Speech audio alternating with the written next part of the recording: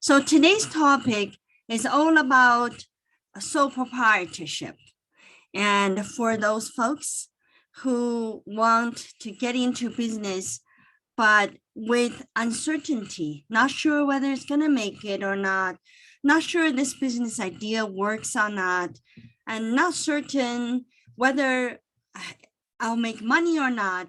So all of that consideration will drive you into establishing a company, a type of company, a type of practice, business behavior called the sole proprietorship. So generally speaking, when you are a sole proprietorship and you use your identity to conduct a business, right? You may have an interesting business DBA name, but you are actually using your name and your social security number report to the government of what you do. So you don't set up something around you, and you just going to use you, and dealing with IRS, everything is under your name and the sole proprietor. And of course, there are reasons why sole proprietor structure is even working. And there's reasons why people want to be sole proprietor. There's pros for that reasons, right? There's also cons, which having a sole proprietorship is not working for you. So for example, I remember so clearly many years ago, there was a gentleman was trying to establish a business that established a bar, bar, sport and a bar, that kind of operation.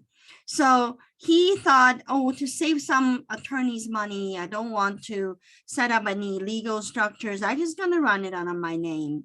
Of course, that's okay, but that business is very high risk. That business has a lot of business risk. Other than your business insurance covers that, really having that under your name.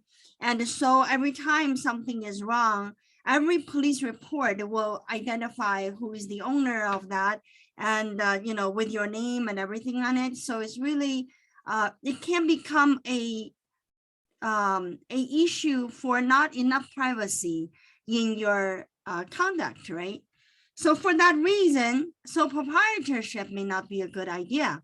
So now today we're going to tackle that in the more technical ways. So what I will do is I have a drawing board today, but I want to show you the IRS form. So we're going to stick with the form and talk about each line item, and then give you the idea of what is the con, what is the pro. So that way you sort of understand, not just get familiar with the form itself, but also understand how you should run a business at what point of time.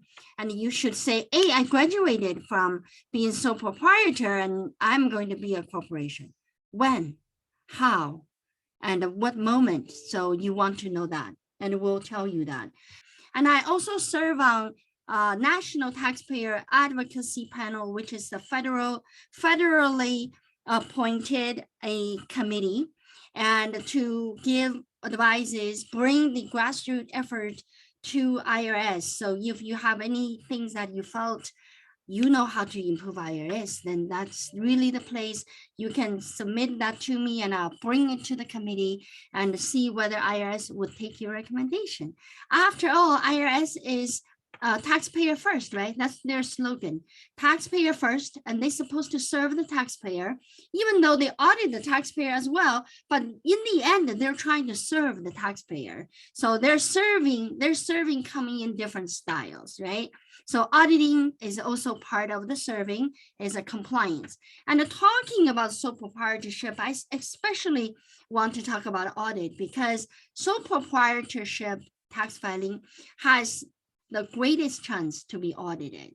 And if you call audit rate, if you give a rate, say, it is a 50% of rate you will be audited if you're a corporation, then I will say to you that is 100% of chance for you to be audited if you are a sole proprietor filing Schedule C. That is how big of a difference between the corporation audit versus individual as Schedule C audit.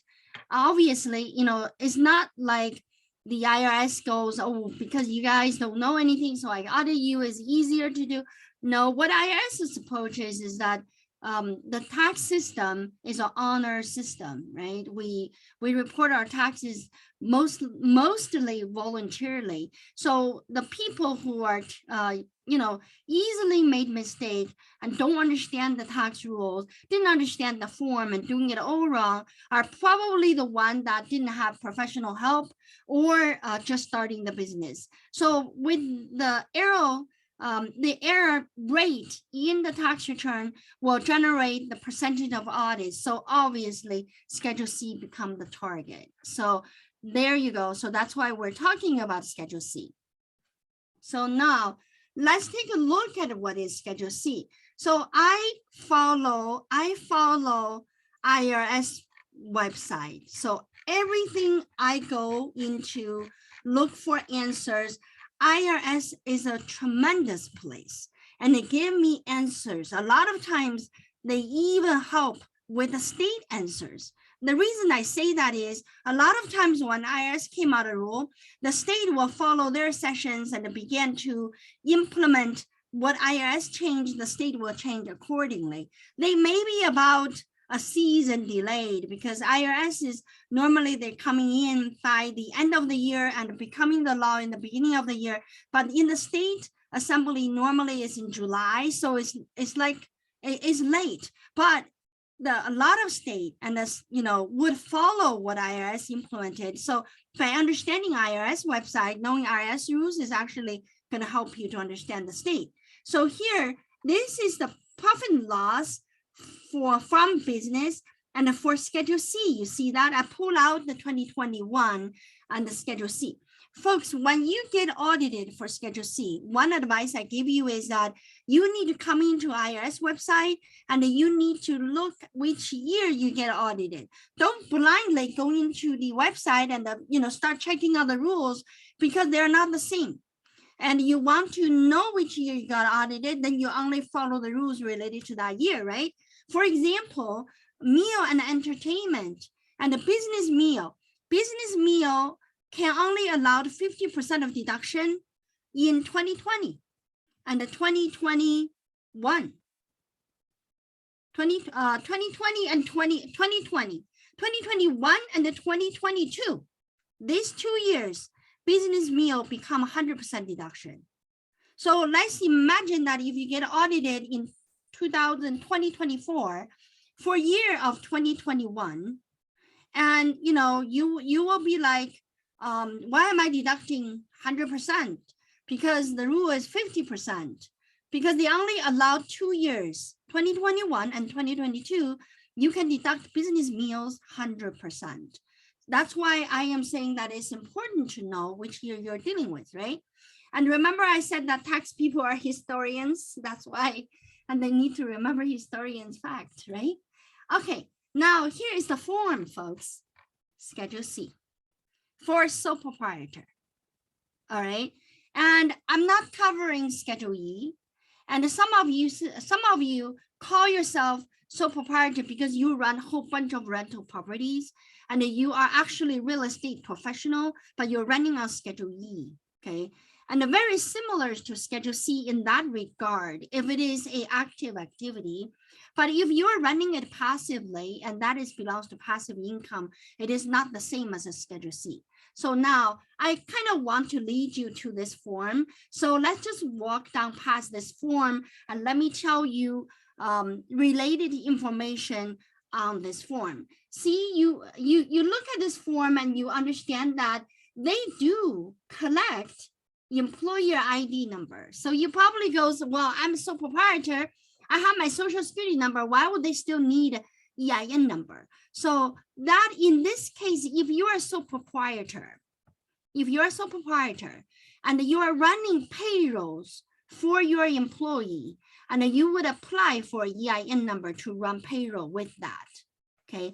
Some of the sole proprietor, they are actually not sole proprietor, they are LLC, okay? So now I am going to switch screen and start to using the whiteboard to start making drawings. So we are going to be like between the forms and the drawings so that to make it more easy for you to understand my Chinglish, okay? And this is the way for us to learn together. All right, so you were just looking at the Schedule C on my other screen, didn't you? So this Schedule C, two kind of business would go in here.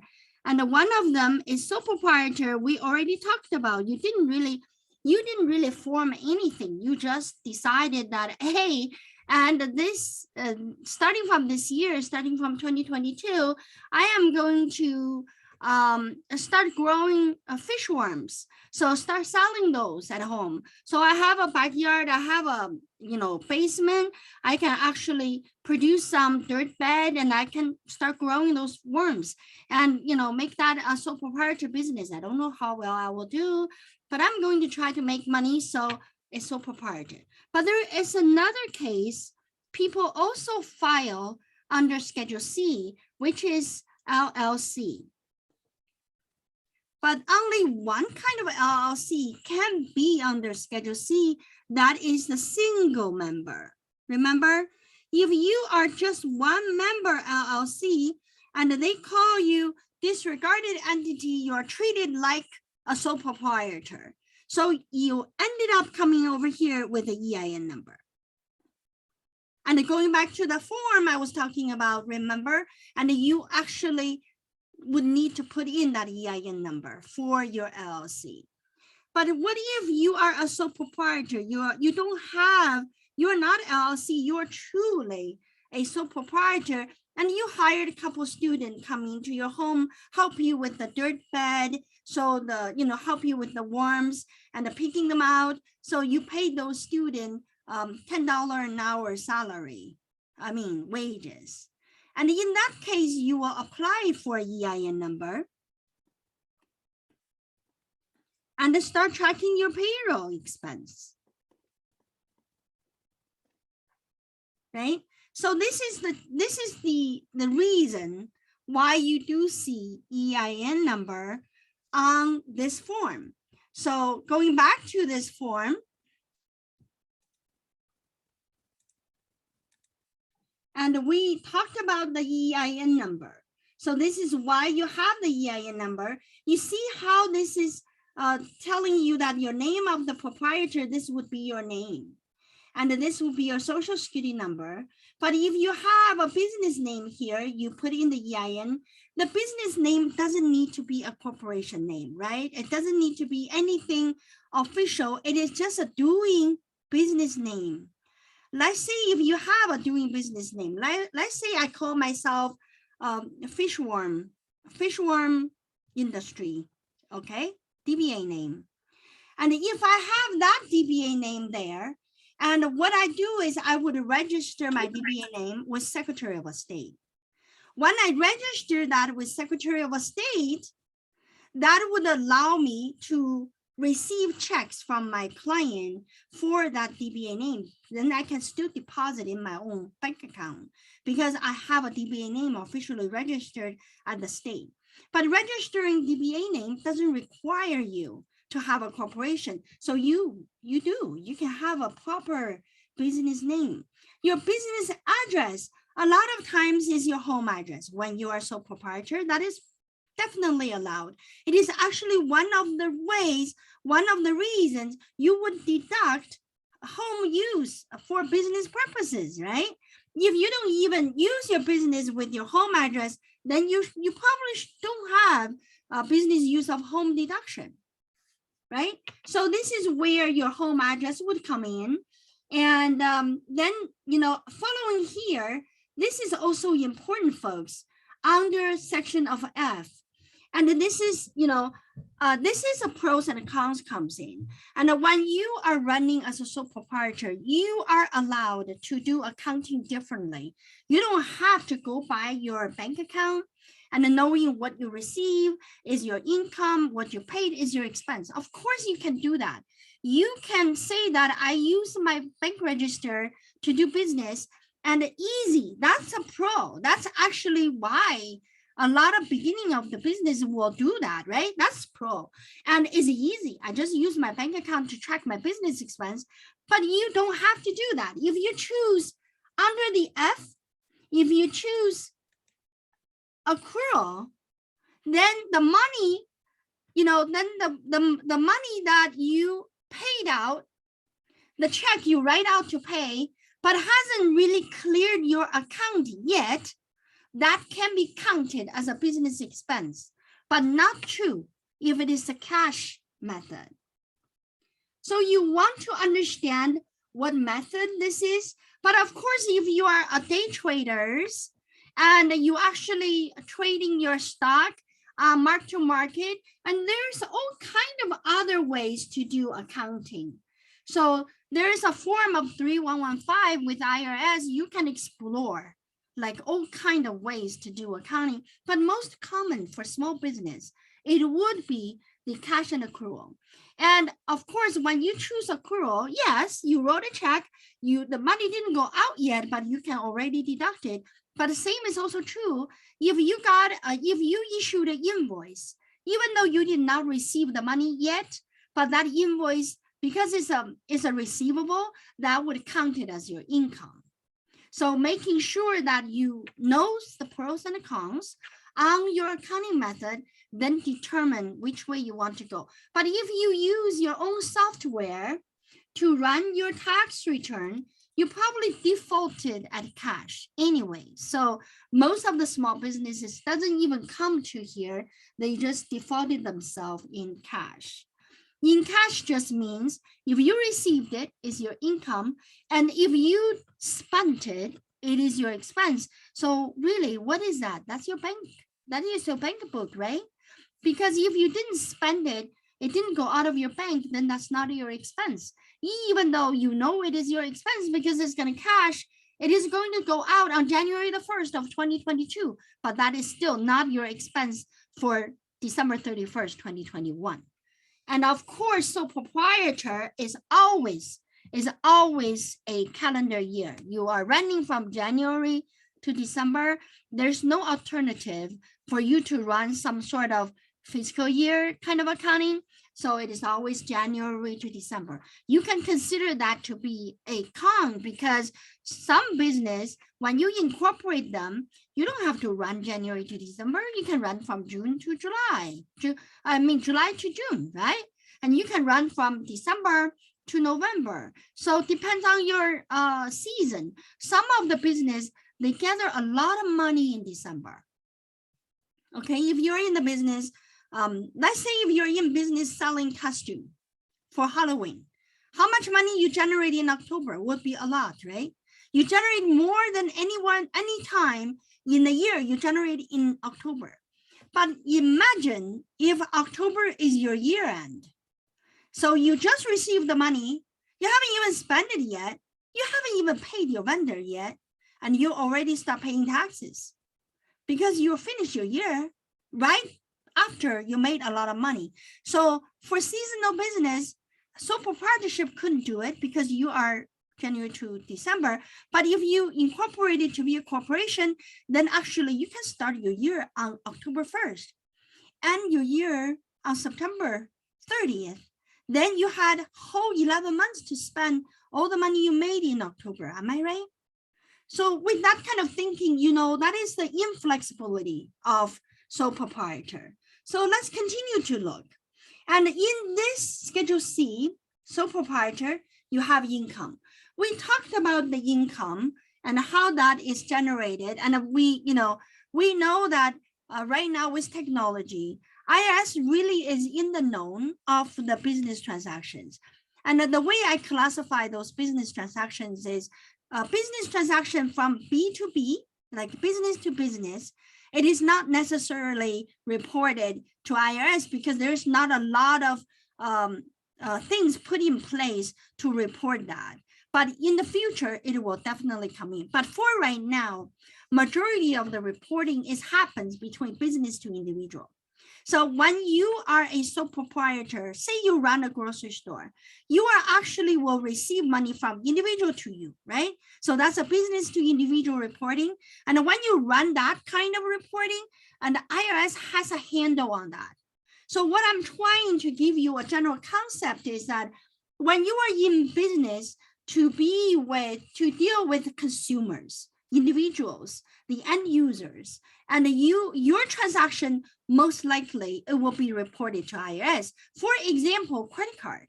Credit card has this credit card statement called 1099K, right? At the end of the year, the restaurant owners receive a 1099K. That summarizes up all the credit card transactions by a total and the number of transactions in the year, and also each month how much you generated. And furthermore, and breaking down that number, the government know exactly how much was the sales tax, how much was the tips, how much was the sales. So all of that information is electronically generated in the universe, and you can't run away from it, and it's part of your data. So here, for sole proprietorship, it is so important for you to realize that those kind of reporting exist. You need to get a hold of that reporting. If you don't receive a 1099K, you need to call. You need to call to your provider, merchant provider, and ask them, how come I didn't receive my 1099K? They will give you a copy, okay? Because you are sole proprietor, and maybe, and when you put in the business address, the business address is different from your home, but you are actually, when you gain the merchant account, you are putting your home address. Be careful of that, because your home address is not the same as your business address. That could trigger your sales tax to be very different. You might be living in a place you don't have to pay for the 1% local tax, but you are operating a business in a place where you pay the 1%. If you make the merchant to set up your merchant machine or your POS machine with your home address, the people who sets it up don't know where you are. They're just going to go with the address you give to them. So as a sole proprietor, although it is you, everything is your home, and you still need to be very sensitive to know where exactly you operate. And if you are generating income, let's say you put in the income right here for 100,000, and then the income is actually generated out of 2-3 states. Then that just means that your personal tax return would have 2-3 states reported on it. And so this number depends on where you earn that money, would stipulate how many state taxes you're going to pay. Okay, so that is a drawback. That is a drawback for a sole proprietor, because it is just exactly impacting your personal tax return, right? All right, so now look at the number 2. I just want to tell you that if you do not run accrual accounting, and this line, generally speaking, there should not be a number. Cost of goods sold are definitely for your inventory, what you buy, and how much you sell. Knowing that this is a con for sole proprietor. When you run sole proprietorship, say you run a restaurant or grocery store, you know that you have no place to really track your inventory properly. Unlike those corporation tax returns, those tax returns has a balance sheet properly made out. So you are, by looking at the form, you already knew that, oh, I need to have that, so I can fill in those numbers.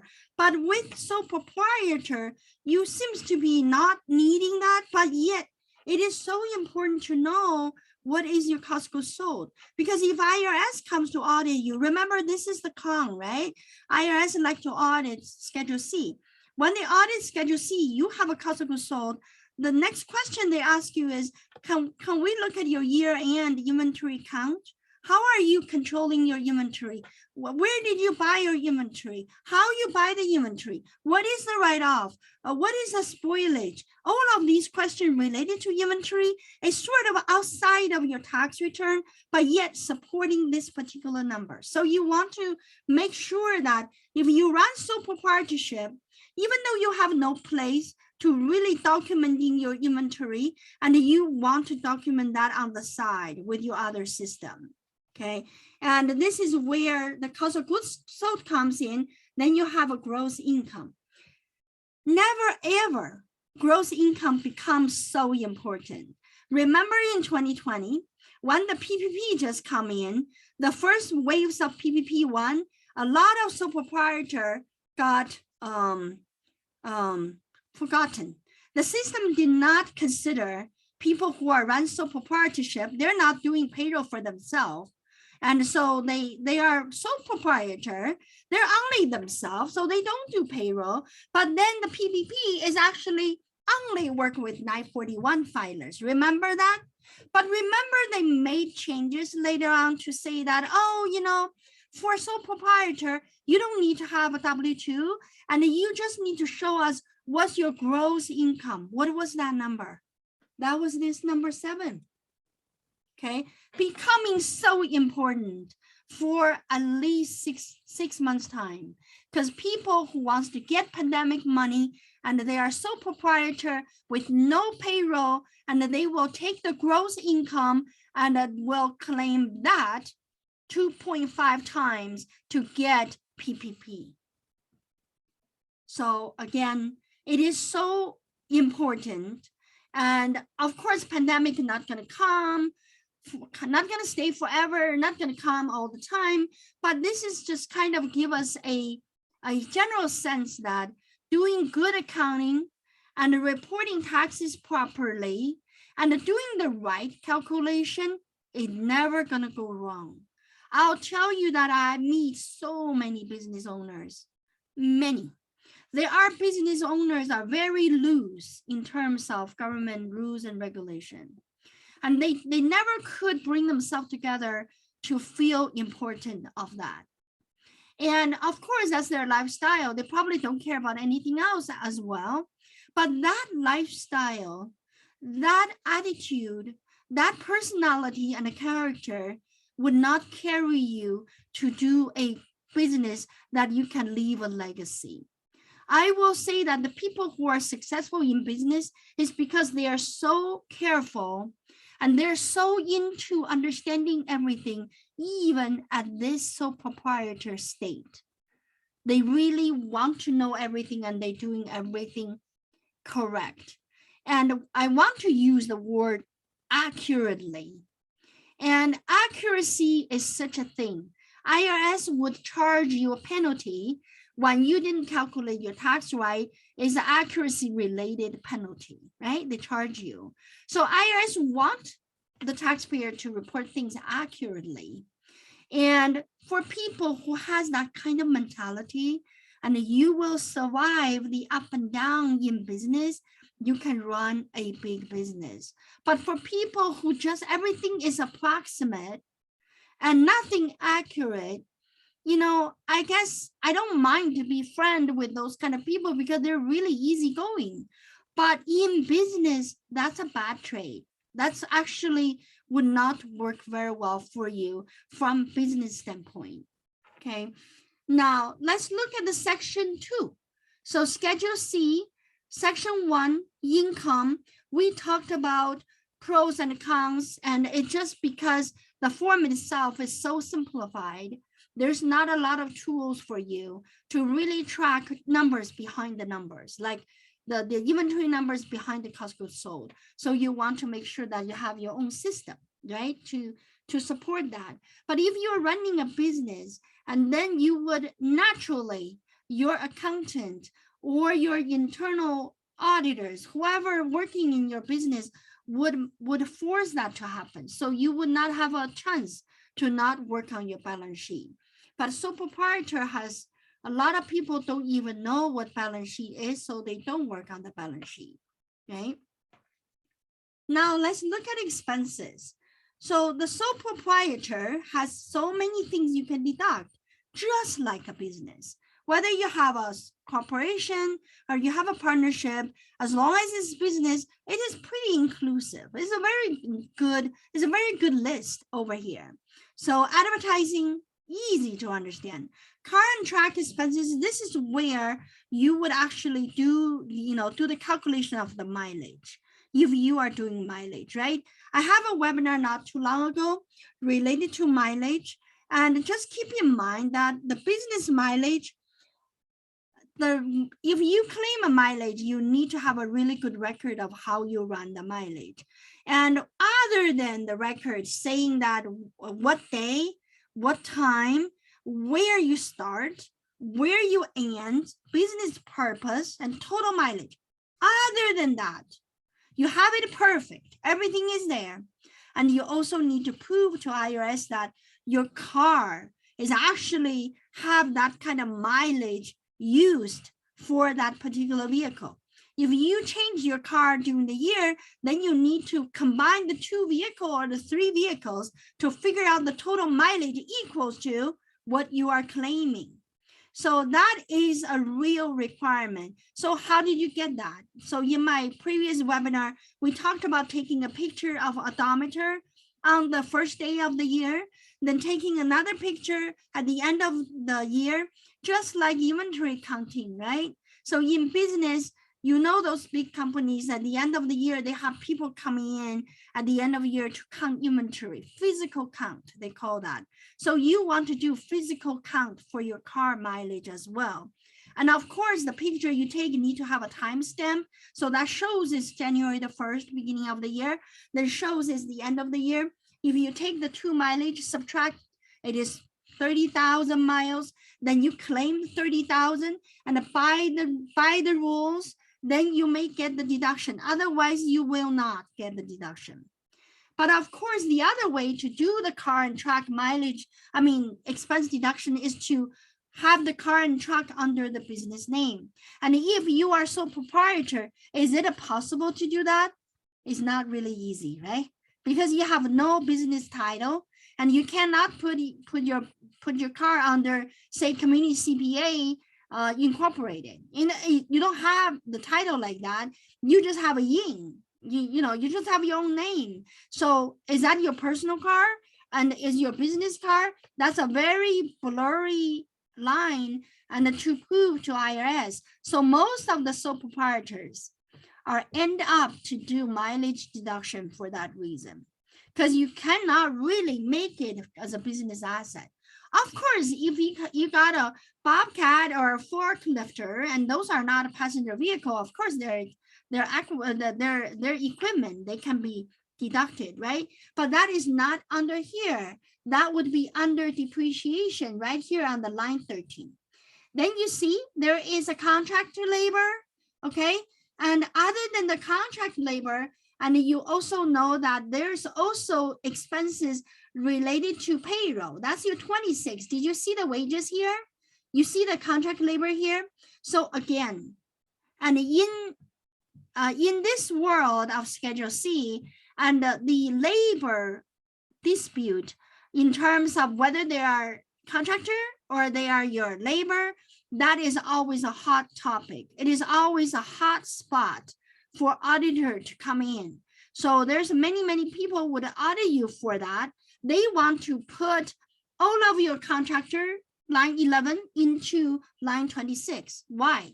Because you will be responsible for workers' comp, for unemployment insurance. So there's a lot of benefit for employees to be called employee rather than contractor. So when you put in many dollars on the contractor, but the IRS came, believe that no, they're not contractors, they're employees. And the DOL, Department of Labor, come in, no, they're not contractor, they're employees. And then you have a workforce from the state, unemployment insurance agency from state. They could come in, goes no, and that should be an employee. See, at least 3 government entities would come to challenge you just related to that. But that's not exactly sole proprietorships cons. It is actually a struggle throughout the industry and throughout entity type. So it is a common known hotspot for the red flag for the IRS and DOL and state unemployment agencies. So a lot of people would ask that, well, in what case I'll be audited by that? A lot of them, the one we got involved with, and we learned that almost every single one of them was reported by the people who works for the employer. So for example, one of my most recent audit case from the state unemployment insurance, it was actually one of the subcontractors. They went to the state to claim unemployment benefit. So when they fill up the form, they didn't say that they're subcontractor, they put in their employees. And then they showed the checks that they were getting from the employer. So the agency come back and auditing the firm, auditing the company because, they have all these contractors, they're supposed to be employees.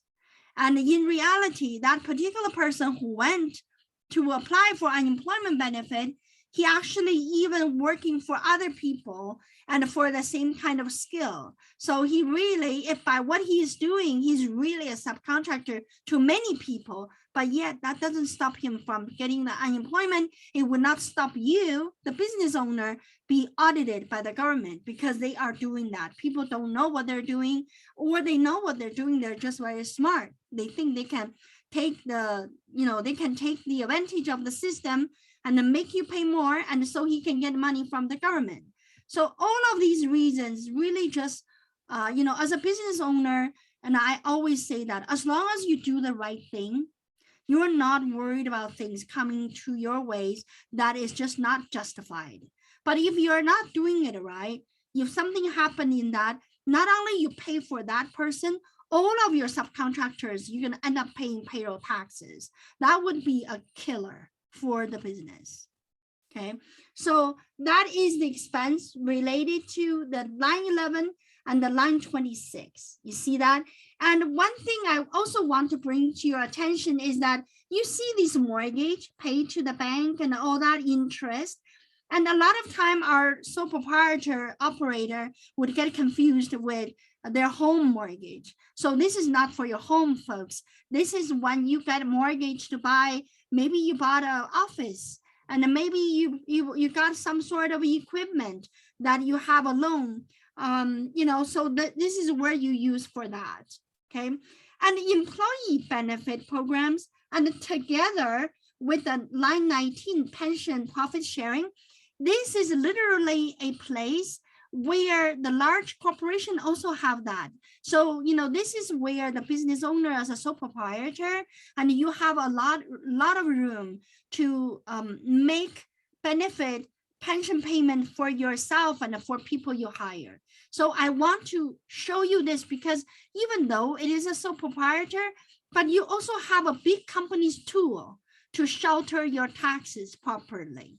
So that is a pro, even though you are small, but it's like a small bird, but you have everything just like a human, right? So that is a area where I see a lot of sole proprietors don't use it. They seem to be just forgot about that, okay? And now, and other things is really understandable. And now you have the travel and the meals. And remember, and this is the meals that the rules changes all the time. So we got a temporary change for 2 years from 2021 to 2022. All right. And the wages, of course, wages. So what else is different for here other than the expenses? So there is a line I want to bring to your attention. That's expenses for business use of your home. All right. Just keep in mind, if you are, let's say if you make $10 and your expenses is $9 and you had a $1 profit, and you can use your business use of home to reduce your $1 to zero, but you cannot create more losses based on home office. Okay, so with that, so it is sort of like reducing your profit, but doesn't create more losses for you. And the home use of for business, that is being audited a lot back in the 90s because the internet wasn't so dominant and people don't work from home because there's no internet. You can't really work from home. But recent 10 years, I would say, I have not seen a audit is landing on home office deduction just because it's not debatable anymore. Everybody work from home. But sometimes if you are getting a W-2 income from your employer and you really don't have any way to deduct your home office, even though you work from home. So I always tell folks that if you are working from home for an employer and you are under W-2, I would talk to the employer to see whether they can reimburse you for the home expenses as their business expense, because you cannot deduct that. But if you're a subcontractor to the company and you work at home, then you can deduct that as your expense. So as your business expense, so you don't even need to subject to any limitations. Whatever you do, that's your office. That's your only office.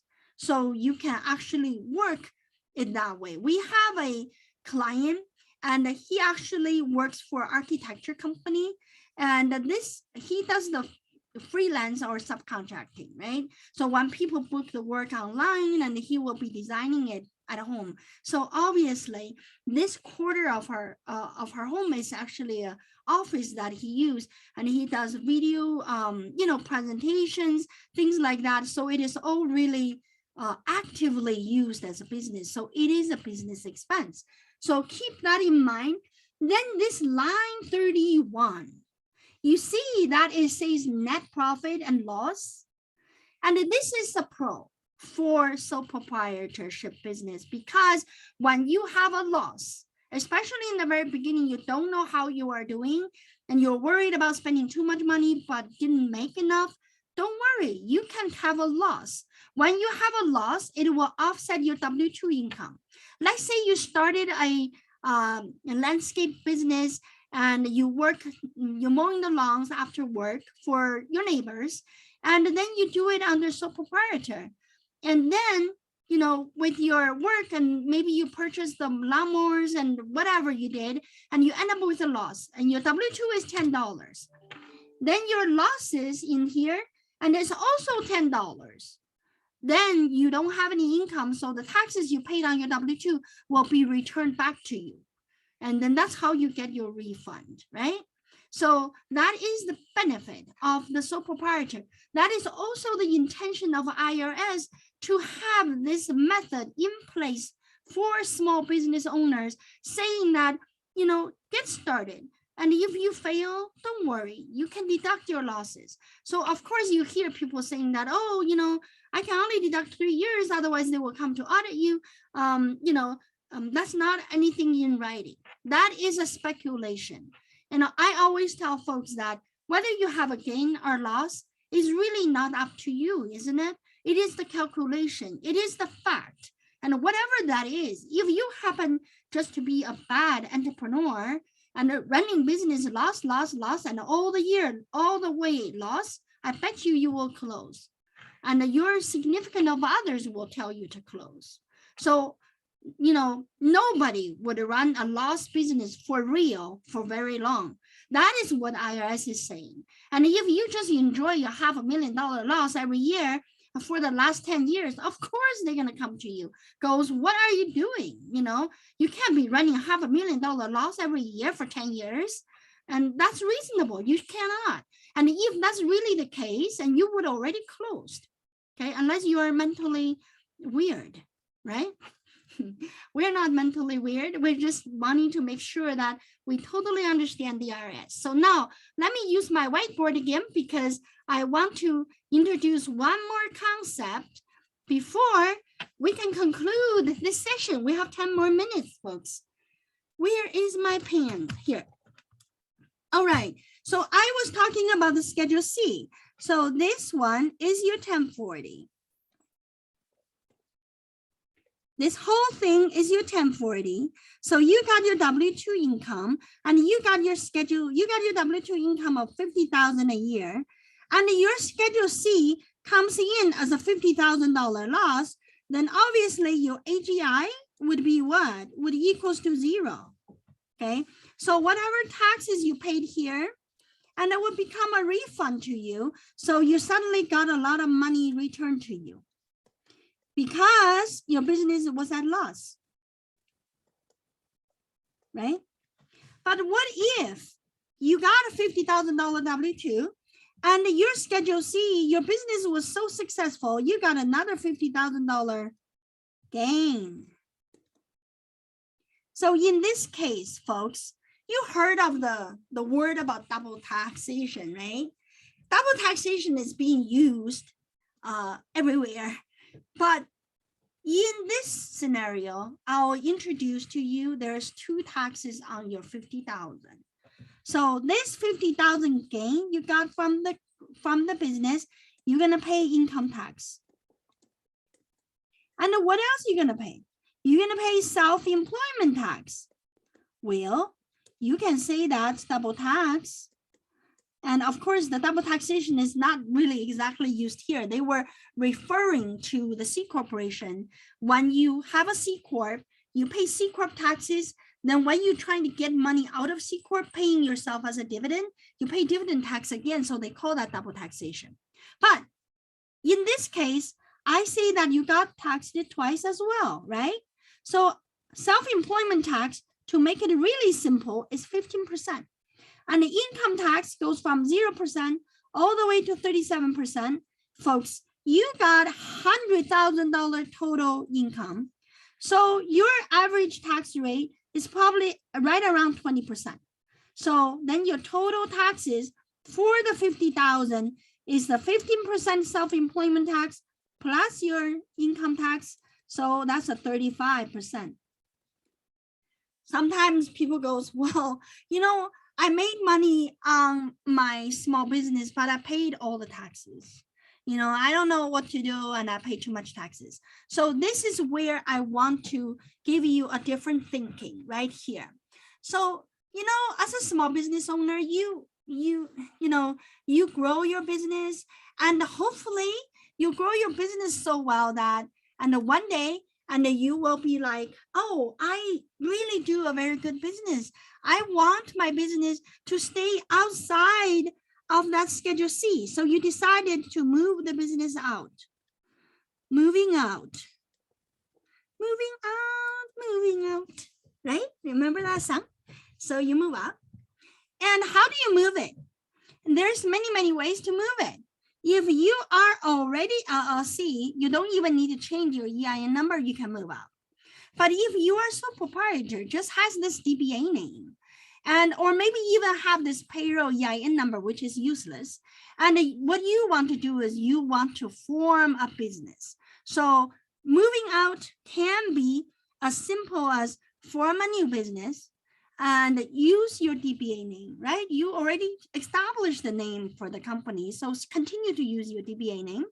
And so forming it, there is so many ways to form different business. So I will put in 3 boxes here because I want to quickly give you the simple analogy.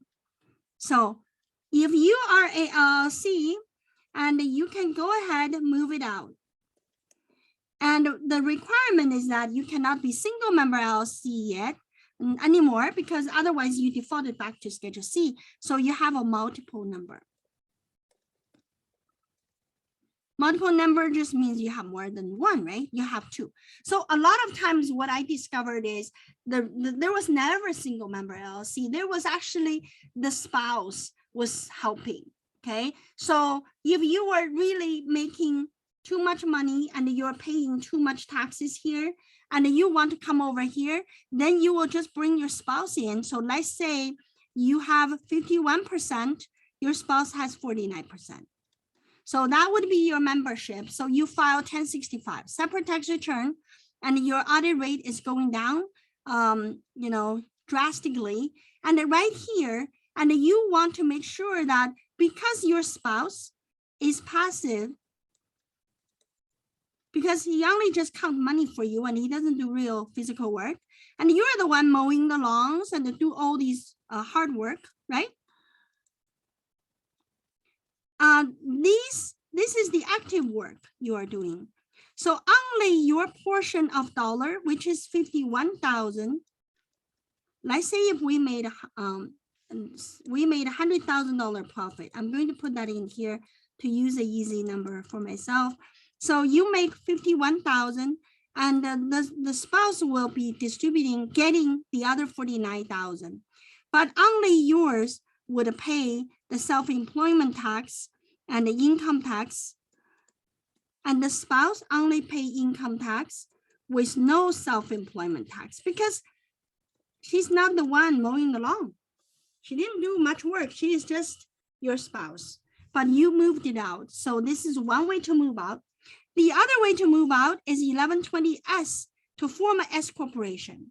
In S corporation, you again is 51%, or you can be 100%. It doesn't matter anymore because S corp is always going to be out. So what you can do is you can form a new and use your DBA name, or you can elect your C corp to be the S corp. I mean, you can elect the LLC to be the S corp to keep your EIN number. If your EIN number, it is very important. Sometimes our EIN number is related to license, related to things that you finally established. You don't want to lose. So in that case, you just elect that. It's called the election.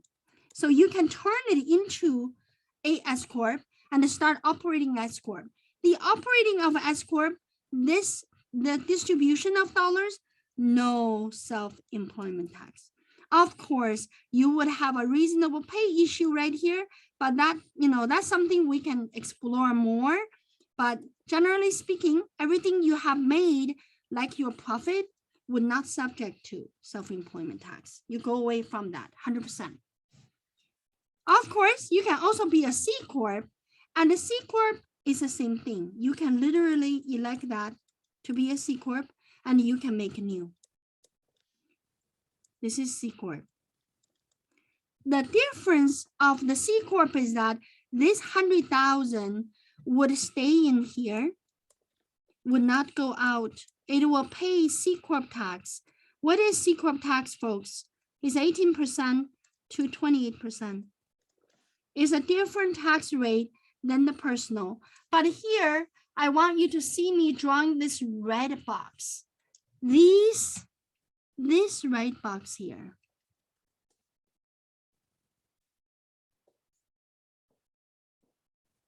Did you see that? All of these ones. These are the ones use the same tax rate.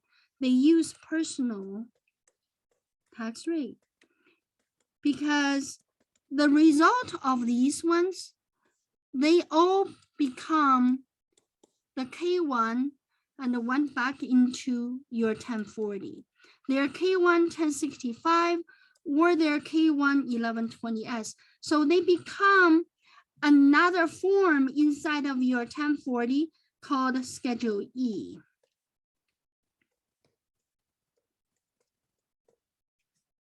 So what I want you to get out of this map is that if you are a Schedule C, sole proprietor, and you're making more than $50,000 net profit, you really should not be there anymore. This is what I give you as a point of time. You need to look to be one of these LLC or S Corp or C Corp. So you want to be coming out of there and to be in this structure, because these structure are giving you other benefit. I know we didn't cover that, but we want you to know the limitation of sole proprietor and also all these exciting deductions that the Schedule C has. And if you have a loss, obviously it's helping you to get a lot of return back. So this might just say sustain you to stay in business longer. All right, so I think I kind of conclude what I am talking about today related to pros and cons of sole proprietor. I hope that's really make a lot of sense to you. And if you have any questions, and just know that to contact us. And we, Catherine Cat, and she actually, her email is on our slides all the time, is Catherine at communitycpa.com. You can always give her ideas of what you want to hear, and then we will come up with those topics and really educate you. And I really believe that you have to be somewhat savvy with taxes in order you to be a savvy business owner. And if President Trump is not savvy with taxes, he would not just pay $743 taxes with all of the wealth that he has, right? So I'm not placing judgment or right or wrong, but that's the fact. So with that, just tells you that if you are a good steward of your own money, and if you are into learning what's out there for business owners, and you will make it. And there's always rules and regulations that encourages business to grow. And so even Schedule C itself is actually developed to grow small business. So you can have a loss, so you can sustain, so you can grow. Then later on, you might become LLC, you might become S Corp and C Corp, right? So with that, I hope this brings you some interest in beginning the journey of doing something for yourself. Start small. And I will talk to you again next week, Tuesday. That's my short session. Then on Saturday, we will continue cover hot topics that coming up from our clients, coming up from people like you. I'll talk to you and have a good weekend. We still have a day and a half left, right? Okay, bye-bye.